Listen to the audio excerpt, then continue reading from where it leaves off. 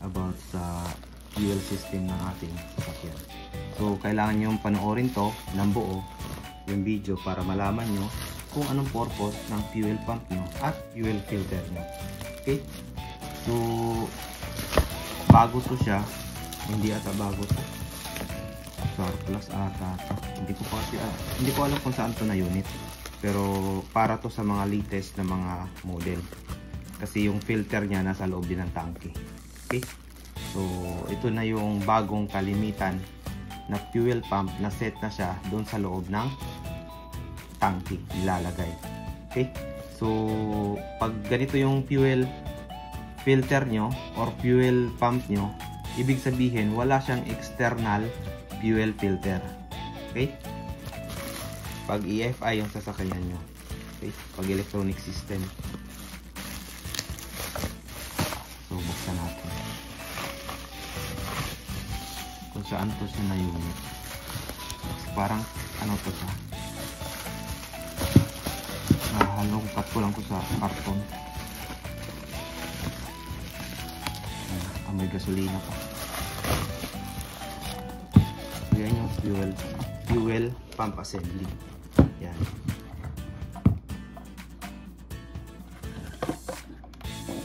So ito yung fuel pump strainer. Bago siya sumipsip ng gasolina, may strainer siya para hindi makapasok dun sa mismong fuel pump. Okay? Kasi pag nakapasok yung dumi niyan papunta dun sa fuel pump, yung fuel pump mismo ang masisira bago magpalya yung makina mo. Okay?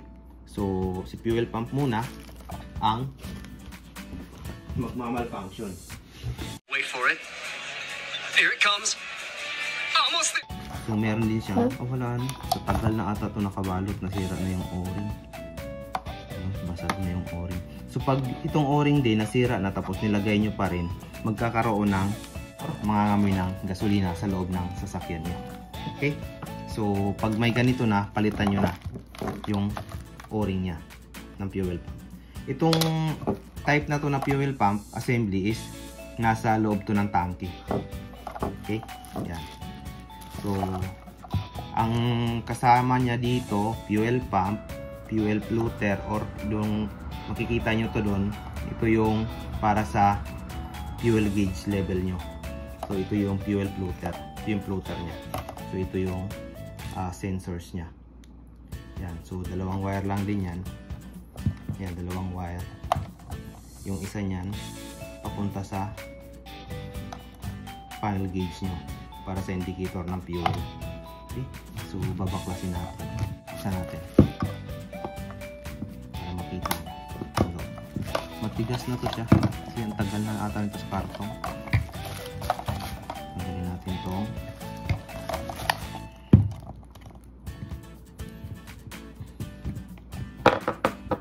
Ito yung sakit ng yan yung sakit ng para sa fuel gauge. Tapos ito naman yung sa fuel pump.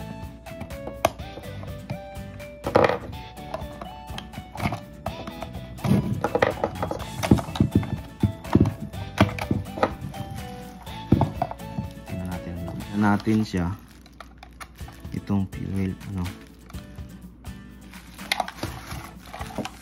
bago nyo tanggalin yung pump, tanggalin yung puno niya ng strainer. Okay?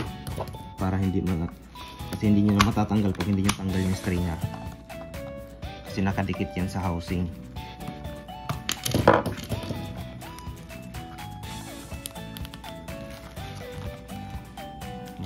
Matigas to kasi matagal na to na stock. Yan, tanggal natin yung strainer. Tapos pwede na natin tanggalin yung fuel pump. Yan. So yan ang assembly nya sa loob. Fuel filter, fuel pump. So yan. Yung mga gasket nya. Ito yung lock ng fuel strainer. Fuel pump, fuel filter. So pag nagpalit kayo nito ng fuel pump, kung nag-malfunction na, set talaga siya. Bili talaga kayo ng assembly. Okay?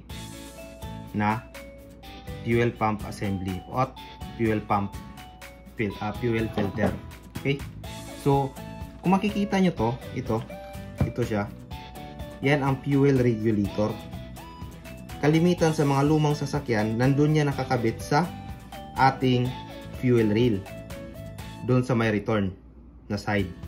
Kung wala kayong makita niyan, ibig sabihin yung fuel regulator niya ay nasa loob ng tangke.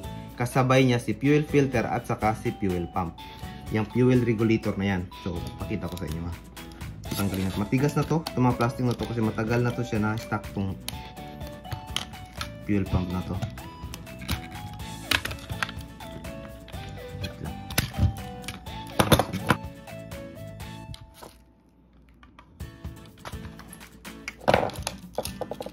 Ayan yung fuel regulator.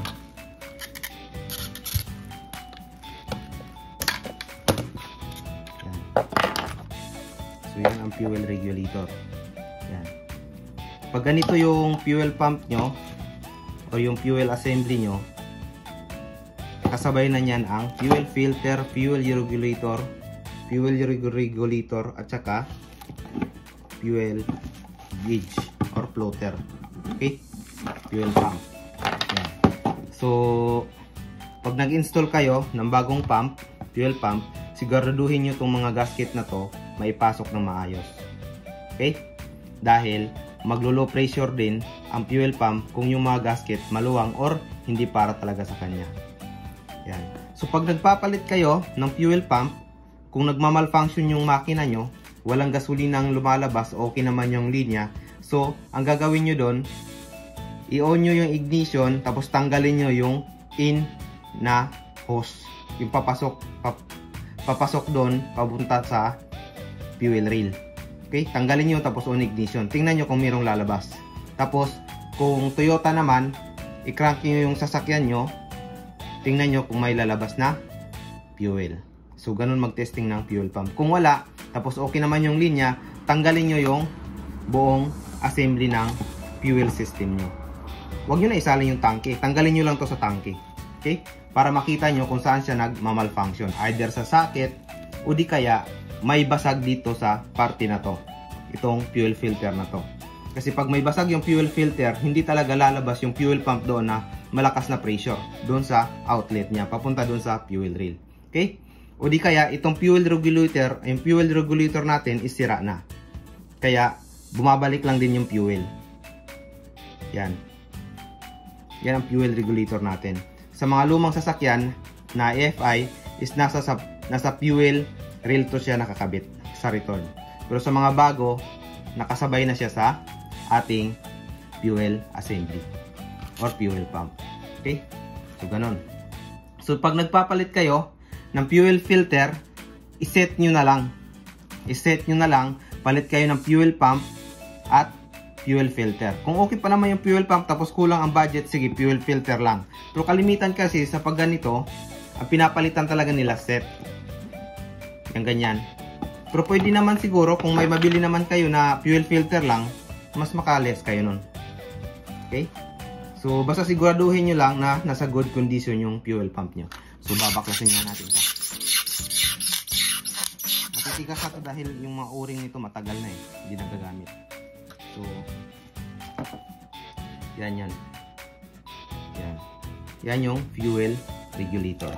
Tapos, kung makita nyo dito, may butas-butas. Yan. Makita nyo, may butas-butas. Yan ang breather. Breather line. Ito yan. Ito yun. Yan ang breather line. Tapos, ito yung inlet. Ito yung lalabas ng fuel. Papunta sa fuel rail. Tapos, ito yung return.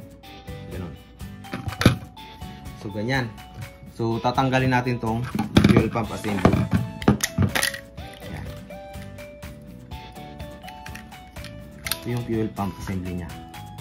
So, extra careful din kayo sa rubber na to or yung o-ring nya. Kasi pag na-disalign yan or na konti lang natabas, maglo-low pressure din yung fuel system natin. Okay?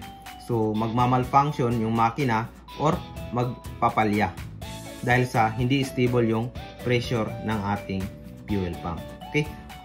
Sige, sabihin na natin, bago kasi yung fuel pump. So, na-check mo ba to?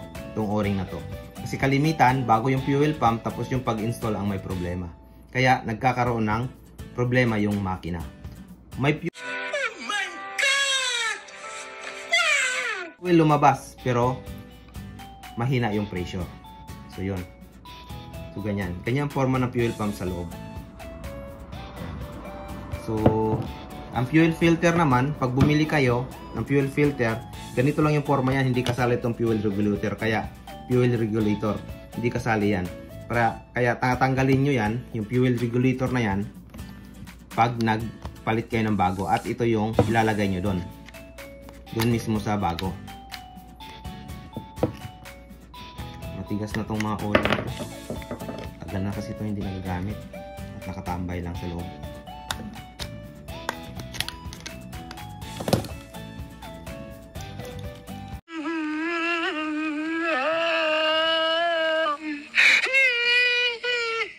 Ayan. Ayan, tanggalan natin, oh. So, ito lang yung bibilihin nyo kung gusto nyo lang magpalit ng fuel filter. Magpapalit tayo ng fuel filter every 50,000 kilometers. Okay? Yan, every 50,000 kilometers. So, pag nagbili kayo ng ganito na fuel filter, ang gagawin nyo to, tatanggalin nyo tong fuel regulator. At ito yung ilalagay nyo sa bagong fuel filter. Okay? Hindi totoo yan. Bola lang yan. Hindi pwedeng bibili ka din ito kung okay pa naman to. Okay? Pero pag kalimitan sa low pressure na fuel o di kaya walang lumalabas na fuel na okay naman yung linya, ang kalimitang problema niyan, either basag to siya o di kaya sira na yung fuel regulator natin, nagsusupply ng fuel pero mahina yung pressure. Or yung fuel pump mismo ang hindi nagana. Ganun lang yun kalimitan. Okay? So, wag nyo agad mag-recommend ng ipa-overhaul. Check nyo muna yung fuel system at saka ignition system nyo. Kung okay naman lahat, ang ignition system, tapos fuel lang yung walang nilabas, may kuryente, may ignition coil, gumagana lahat, tapos fuel ang walang lumalabas, so i-check nyo yung fuel line nyo. All yung fuel pump nyo or filter. So pakakatandaan nyo, magpapalit tayo sa maintenance o periodic maintenance ng sasakyan ng fuel filter every 50,000 kilometers. So yun. So yun guys, so magpapalit lang talaga tayo ng fuel pump pag nagka-problema yung fuel system natin. Okay? So ang periodic maintenance ng fuel system natin is fuel filter lang. Okay?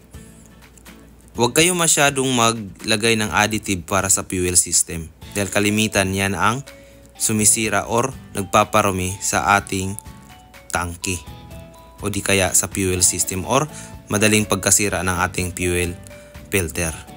Okay? So huwag yung sanayin. Naglalagay kayo ng mga additives sa fuel system nyo. Lalong-lalo na sa pagpagas, iwasan nyo yung mga pagas nyo na tag 200, 500 kasi yan din ang cause bakit nagkakaroon tayo ng madaling pagkasira ng fuel pump. Dahil sa mababa yung level ng fuel, kailangan niyang magtrabaho ng todo na puro na hangin yung nababacuum niya. So yan ang kalimitang problema sa fuel pump or cause ng fuel pump. Guys, meron pa tayong isang paalala pag nag-install tayo ng fuel pump. Pakatandaan yung o-ring na yan pag nag-install kayo ng fuel pump, wag nyo yan baliwalain. Kasi yan ang kalimitang paulit-ulit baklas ng fuel pump na wala dang pressure at walang lumalabas na fuel. Dahil yung o-ring pala baliktad o di kaya na-disalign or may tabas sa gilid. Kaya walang pressure kahit bagong fuel pump. Paulit-ulit binabaklas yung fuel pump tapos wala dang fuel at walang pressure. So ingat kayo sa o-ring na yan, yung nakapatong dyan sa fuel pump mismo, yung inlet ng fuel pump. Yung o-ring na yan is very sensitive. Very sensitive. So ingat lang kayo pag nag-install kayo nyan. So yun. So hanggang dyan lang yung video natin at maraming salamat sa inyong panunood at don't forget to click like, comment at kung anong gusto nyong video. At huwag kalimutan i-click yung notification bell para updated kayo sa lahat ng ating video.